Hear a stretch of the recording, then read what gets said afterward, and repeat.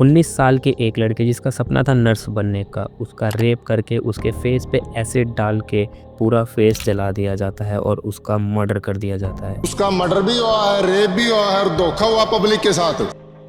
एक लाचार पिता जिसके हाथ में थी उसकी बेटी की लाश, उस लाश को देख के साफ साफ ये पता चल रहा था कि लड़की का रेप हुआ है। Manisha Singh 19 year old girl from Bhiwani Haryana.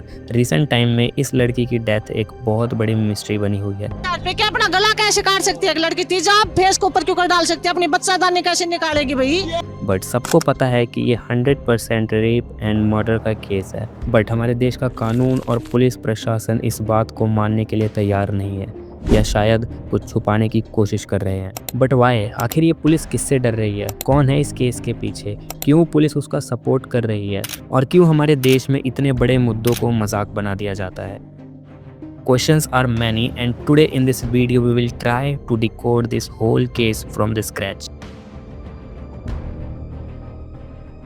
Loharu गांव भिवानी डिस्ट्रिक्ट हरियाणा में रहती थी एक 19 साल की मासूम सी लड़की मनीषा सिंह, जिसको बस खुद से और अपनी फैमिली से मतलब रहता था। किसी से कोई दुश्मनी नहीं थी। 12th पास और नर्स बनने का सपना। प्राइमरी स्कूल में वो एज अ टीचर जॉब करती थी, क्योंकि फैमिली की फाइनेंशियल कंडीशन उतनी अच्छी नहीं थी, तो अपने घर वालों को फाइनेंशियली सपोर्ट करने के लिए काम भी करती थी। उसकी लाइफ में सब कुछ अच्छा चल रहा था। बट ऑन 11 अगस्त 2025 इस दिन मनीषा रोज की तरह अपने घर से किड्स केयर बाल विद्यालय जाती है, जहां वो as a junior primary teacher job करती थी। बट शायद मनीषा को और उसके घर वालों को ये बात नहीं पता थी कि आज वो गई तो बिल्कुल नॉर्मल तरीके से है, बट उधर से वो एक डेड बॉडी बनकर आने वाली है।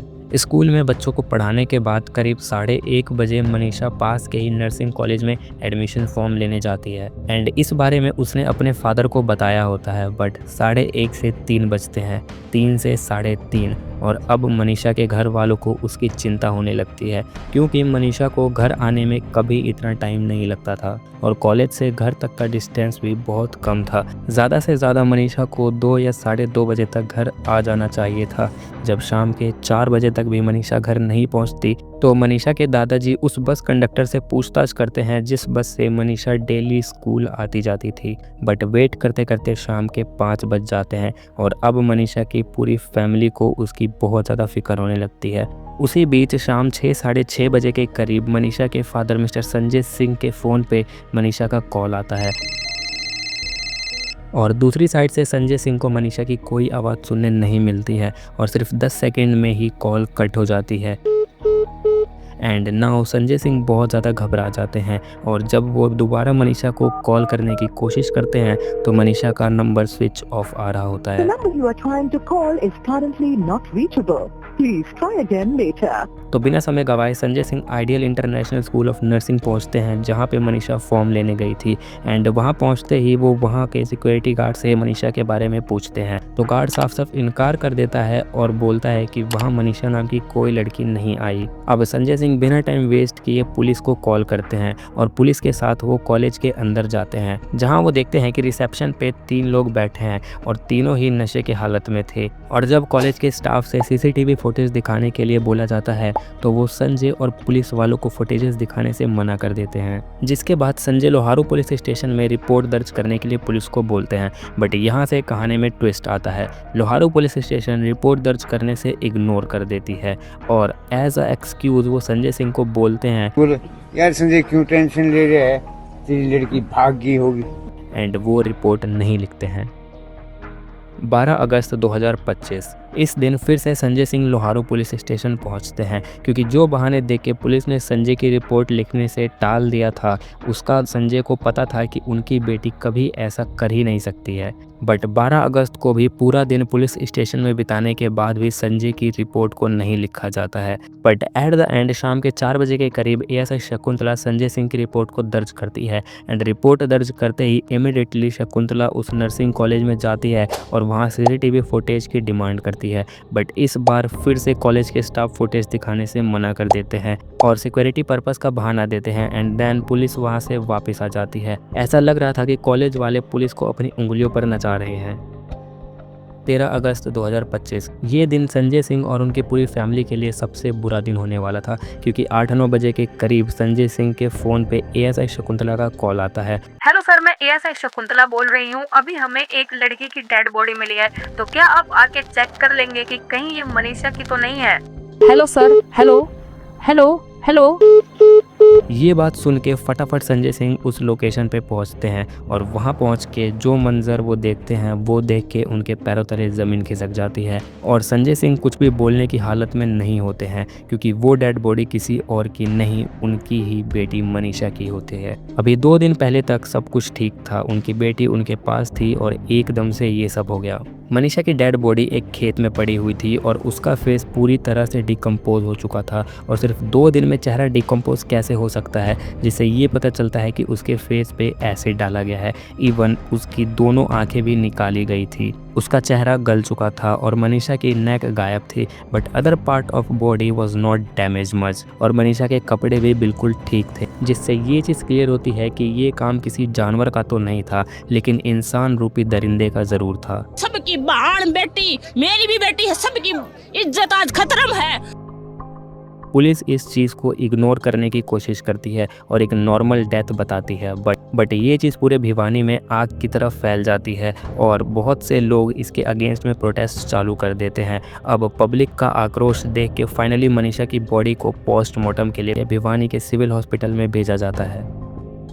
14 अगस्त 2025 इस दिन सिविल हॉस्पिटल से पोस्टमार्टम की रिपोर्ट आती है और उस रिपोर्ट से एक ऐसी बात रिवील होती है जिसे सुन के सभी लोग शॉक हो जाते हैं। पुलिस का कहना था कि मनीषा की किडनी और इंटेस्टाइन में ऑर्गेनोफॉस्फोरस, जो कि एक इंसेक्टिसाइड है, उसके ट्रेसेस मिले हैं और पुलिस का कहना था कि मनीषा की डेथ इसी इंसेक्टिसाइड की वजह से हुई है और उसका कोई रेप नहीं हुआ है। और इस चीज़ को और ज़्यादा जस्टिफाई करते हुए पुलिस ने बताया कि मनीषा के कपड़ों पे या बॉडी पे सीमन यानी कि स्पर्म का कोई भी प्रूफ नहीं मिला है। एंड दूसरा कंटेंशन परिवारजनों का ये था कि रेप हुआ है या कोई फोर्सफुल सेक्सुअल असॉल्ट हुआ है, उसकी भी उन्होंने पुष्टि करी। कोई स्ट्रगल मार्क्स नहीं है और कोई जो स्वैब्स लिए गए उसमें कोई सीमेन डिपॉजिट नहीं है, तो ये भी एक तरह से रूल आउट हुआ है।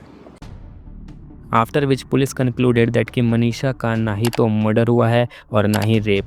इस चीज़ को सुन के मनीषा की फैमिली टूट सी जाती है, क्योंकि साफ साफ ये चीज़ दिख रही थी कि मनीषा का ब्रूटल रेप हुआ है and they want justice for their daughter. But police कुछ भी सुनने के लिए तैयार ही नहीं थी। पर इसी बीच ये न्यूज़ अब आग की तरह पूरे हरियाणा फिर पूरे देश में आग की तरफ फैल जाती है और लाखों की संख्या में लोग मनीषा के सपोर्ट में आते हैं। 15 अगस्त तक पब्लिक का गुस्सा और ज़्यादा बढ़ गया था और पूरे देश भर में मनीषा के सपोर्ट में प्रोटेस्ट होने लगे थे और सोशल मीडिया पे बस एक ही चीज़ ट्रेंड कर रही थी, #जस्टिस फॉर मनीषा। इस चीज़ को देखते हुए 16 अगस्त 2025 को मनीषा की बॉडी को सेकंड पोस्टमार्टम के लिए रोहतक के PGIMS में भेजा जाता है। 17 अगस्त तक सेकंड पोस्टमार्टम की रिपोर्ट आती है। डॉक्टर कुणाल मित्तल ने बताया कि फेस पूरी तरीके से डिकम्पोज हो गया है, जो कि किसी इंसेक्ट का काम है। सीरियसली कोई भी इंसेक्ट सिर्फ 24 घंटे में कैसे इतनी बुरी तरह से स्किन डिकम्पोज करा सकता है? और ये कौन सा इंसेक्ट है जो सिर्फ फेस वाले पार्ट को ही डिकम्पोज करा रहा है? पूरी बॉडी तो बिल्कुल नॉर्मल थी। ऑल्सो ही सेड कि ये सब किसी जंगली जानवर का काम है। आफ्टर दिस रिपोर्ट मनीषा के घर वालों ने मनीषा के अंतिम संस्कार करने से मना कर दिया। मीडिया में भी चल रहा है, कई जगह चल रहा है कि गला रेत कर हत्या की गई होगी, वो पॉसिबिलिटीज नहीं है। वो नहीं है, इसमें नहीं आई। जानवर वाली पॉसिबिलिटीज है कि पॉइजनिंग है। देखो वो जो निशान मिले फोरेंसिक एक्सपर्ट ने बताया है, वो ये कहते भी वहाँ पे कोई भी वाइल्ड एनिमल घूम रहा हो उसने कर लिया हो। और सबसे बड़ा क्वेश्चन तो ये था कि ये लोग ऐसा कर क्यों रहे थे, किसका डर था इतना इनके अंदर? सबके मन में ये सवाल चल ही रहा था कि तभी 18 अगस्त 2025 को एक और बहुत चौंका देने वाली खबर आती है। पुलिस एक नया फेक सबूत लेके आती है। पुलिस बताती है कि उन्हें मनीषा के पॉकेट से एक सुसाइड नोट मिला है, विच मीन्स कि मनीषा ने सुसाइड किया है। इवन तो मनीषा की फैमिली ने बताया कि ये राइटिंग मनीषा की है ही नहीं। और ये चीज़ भी बहुत ज़्यादा वियर्ड है कि सुसाइड नोट मिलने में इतना ज़्यादा टाइम क्यों लग गया, क्योंकि मनीषा की डेड बॉडी 13 अगस्त को मिली थी एंड सुसाइड नोट मिलता है 16 अगस्त को। पुलिस का झूठ और डॉक्टर का झूठ देख के पब्लिक के अंदर का गुस्सा और ज़्यादा बढ़ जाता है। पूरे इंटरनेट पे बस इसी की चर्चा होने लगती है। एंड इसी चीज़ को देखते हुए हरियाणा गवर्नमेंट ने 19 अगस्त को हरियाणा के अंदर इंटरनेट सर्विसेज बंद करवा दी। एंड नाउ फाइनली ऑन 20 अगस्त मनीषा के केस को CBI को हैंड ओवर कर दिया जाता है। एंड अभी इस चीज़ पे CBI की इन्वेस्टिगेशन चल रही है। और हम सबको पता है कि ये केस रेप एंड मर्डर का है, but officials like doctor and police इस चीज़ को मानने के लिए तैयार ही नहीं है। और इस केस पे भी हमें ऑफिशियल्स के रिएक्शंस नहीं देखने मिले। और ये कोई छोटा मुद्दा नहीं है, क्योंकि पूरे भारत देश में हर एक जगह पे लाखों लोग प्रोटेस्ट कर रहे हैं। पर शायद हमारे देश के लीडर्स इसी टाइम पे बहरे हो जाते हैं और अपनी आंखें बंद कर लेते हैं। एंड अभी जो चीज़ मैं आपको बताने वाला हूँ वो चीज़ सुन के आपको हंसी आ जाएगी। हरियाणा के CM नायाब सिंह सोनी जी बोलते हैं कि ये ओपोजिशन वाले इस मुद्दे को पॉलिटिसाइज कर रहे हैं। सीरियसली, जब आपके ऊपर कोई उंगली उठाए तो आप ये विक्टिम कार्ड लेके आ जाते हो। और ओपोजिशन सैनी जी, यहाँ पूरा देश मनीषा के सपोर्ट में है और पूरे देश को एक्शन चाहिए। दे वांट जस्टिस, जो कि मिलना बहुत मुश्किल है, क्योंकि जिस तरीके से आप लोग इतने सीरियस केस को ट्रीट कर रहे हो, हमें और कोई उम्मीद भी नहीं है आपसे। या तो हमारे देश का कानून इसको निर्भया 100 बनाने की कोशिश करेगा। But the biggest question is कि आखिर क्यों पुलिस और ये मेडिकल रिपोर्ट्स इस केस को सुसाइड शो करने की कोशिश कर रही है? कौन है इस पूरे केस का मेन विलन? तो देखो यार, जिस हिसाब से पुलिस का रिएक्शन है और झूठी मेडिकल रिपोर्ट्स आ रही हैं, उससे साफ साफ पता चलता है कि इसमें किसी बहुत पहुंचे हुए आदमी का हाथ है। और वो आदमी शायद इतना ज़्यादा पावरफुल है जो कि हरियाणा के पूरे पॉलिटिक्स को कंट्रोल कर सकता है। या कहीं वो आदमी पॉलिटिक्स से ही है। अभी इस केस में किसी का भी नाम नहीं आया है, और शायद फ्यूचर में जब ये केस ठंडा हो जाए तो CBI भी यही बोलेगी कि मनीषा का रेप नहीं हुआ है, क्योंकि यही पैटर्न हमारे इंडिया का। और मनीषा का केस तो ऐसा था जिसके बारे में लोगों को पता चल गया, बट हमारे इंडिया में हर 20 मिनट में एक रेप केस आता है और पूरे दिन में 72 रेप केसेस। पर शायद हमें उन लाखों केसेस के बारे में सुनने ही नहीं मिलता, और उन लाखों केसेस में से सिर्फ गिने चुने को ही जस्टिस मिलती है, और उस जस्टिस को भी मिलने में 8-9 साल लग जाते हैं। मनीषा के केस को भी सेम निर्भया के केस की तरह दबाने की कोशिश की जा रही है। फेक रिपोर्ट्स, पुलिस की तरफ से कोई एक्शन नहीं, पॉलिटिकल लीडर्स भी शांत हैं। बट आई होप कि हमारे देश के लोग इस बार चुप नहीं बैठेंगे, क्योंकि ये बात सिर्फ मनीषा की नहीं है, ये बात है हमारे देश के उन 71 करोड़ लड़कियों की, जिनमें से एक हमारी बहन, हमारी बेटी या हमारी माँ है। अगर आज हम चुप बैठ गए तो भविष्य में एक और लड़की के साथ ऐसा ही कुछ होगा, और वो लड़की आपकी बेटी भी हो सकती है, आपकी बहन भी हो सकती है, आपकी माँ भी हो सकती है, आपकी बीवी भी हो सकती है। Okay, so that's it for the video guys. ये थी मनीषा के केस से रिलेटेड अब तक की सारी informations. And at the end of this video I will just say कि अब चुप बैठने का समय नहीं है, अब समय है अपनी आवाज़ उठाने का, अब समय है जस्टिस डिमांड करने का, और अब समय है ये चीज़ गवर्नमेंट से गारंटी लेने की कि फ्यूचर में अगर ऐसा कुछ होता है तो एक्शंस इमीडिएटली लिया जाएगा। इस वीडियो को ज़्यादा से ज़्यादा शेयर करो अपने दोस्तों को, अपने फैमिली मेम्बर्स को, ताकि उन्हें भी पता चले कि मनीषा का केस जितना ज़्यादा सिंपल दिख रहा है उतना ज़्यादा सिंपल है नहीं। And I will also request to you कि अगर आप प्रोटेस्ट को कंडक्ट कर सकते हैं तो ज़रूर करें, एंड अगर आप प्रोटेस्ट कंडक्ट नहीं कर सकते तो आप ट्विटर पे जाके इस चीज़ के बारे में ज़रूर शेयर करें। And for more videos like that you can subscribe to my channel and hit the bell icon. Till then, good bye.